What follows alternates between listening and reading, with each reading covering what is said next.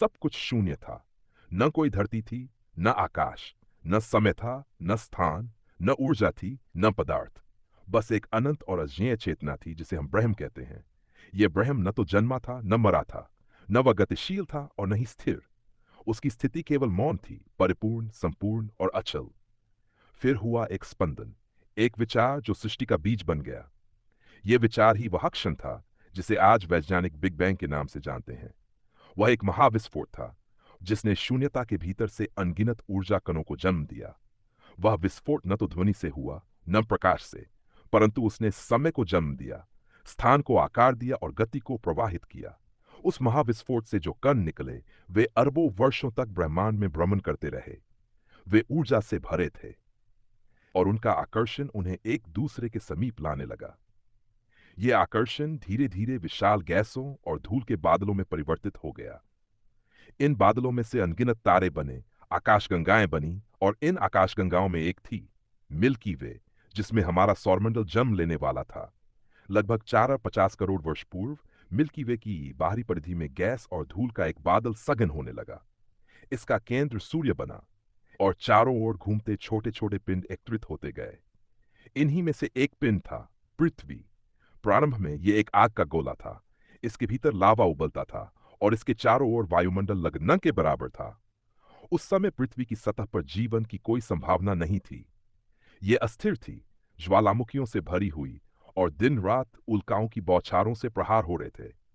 परंतु धीरे धीरे लाखों वर्षों में पृथ्वी ठंडी होने लगी। इसकी बाहरी सतह जमने लगी और ठोस भूमि बनी। ज्वालामुखियों से निकली गैसों ने एक प्रारंभिक वायुमंडल बनाया। फिर आई बारिश। लाखों वर्षों तक निरंतर वर्षा होती रही। जलवाष्प संघनित होकर वर्षा की बूंदों में बदली और पानी पृथ्वी की गर्तों में इकट्ठा होने लगा। इसी से महासागर बने। यह वह क्षण था जब जीवन की पहली संभावना जन्मी। लगभग 3 अरब 50 करोड़ वर्ष पूर्व समुद्रों की गहराइयों में रासायनिक प्रतिक्रियाओं के परिणाम स्वरूप एक कोशीय जीवाणु उत्पन्न हुए। यही पृथ्वी पर जीवन का प्रथम रूप था। उन्होंने प्रकाश संश्लेषण की प्रक्रिया से वातावरण में ऑक्सीजन छोड़नी शुरू की। यह ऑक्सीजन लाखों वर्षों में वातावरण का हिस्सा बन गई और धीरे धीरे पृथ्वी जीवन के योग्य होती चली गई। फिर समय बदला। एकोशीय जीव बहुकोशीय जीवों में बदले। समुद्र में पहले छोटे जीव, फिर मछलियां और फिर जलीय पौधे उत्पन्न हुए। लगभग 64 करोड़ वर्ष पहले कुछ जीव समुद्र से निकलकर धरती पर आए। यही वे उभयचर थे जिनसे आगे चलकर सरीसृप, पक्षी, स्तनधारी और अंततः मनुष्य का विकास हुआ। प्राकृतिक चयन, अनुकूलन और करोड़ों वर्षों की विकास यात्रा ने जीवन को जटिल, बुद्धिमान और संवेदनशील बना दिया। यही वह लंबी प्रक्रिया थी जिसने आज की पृथ्वी को जन्म दिया। एक ऐसा ग्रह जो नीला है, जीवंत है और ब्रह्मांड में शायद अनोखा भी। पृथ्वी का जन्म केवल एक वैज्ञानिक घटना नहीं थी, यह एक चमत्कार था।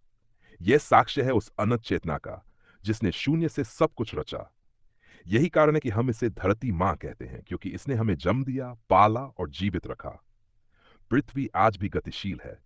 इसके भीतर अभी भी ऊर्जा है जो भूकंप, ज्वालामुखी और महासागरीय धाराओं के रूप में व्यक्त होती है। इसका वायुमंडल हमें पराबैंगनी किरणों से बचाता है और इसका गुरुत्व हमें बांधकर रखता है। परंतु आज जब मनुष्य ने विज्ञान और तकनीक में प्रगति की है, वह भूलता जा रहा है कि यह पृथ्वी कितनी नाजुक है। प्रदूषण, ग्लोबल वार्मिंग और अत्यधिक दोहन ने पृथ्वी को संकट में डाल दिया है।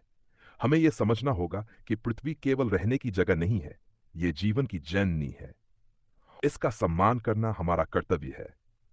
तो जब अगली बार आप सूर्य की रोशनी को महसूस करें या बारिश की बूंदों को छुएं, तो एक बार आंख बंद करके सोचें, कितना अद्भुत है ये ग्रह और कितना गहरा है इसका इतिहास।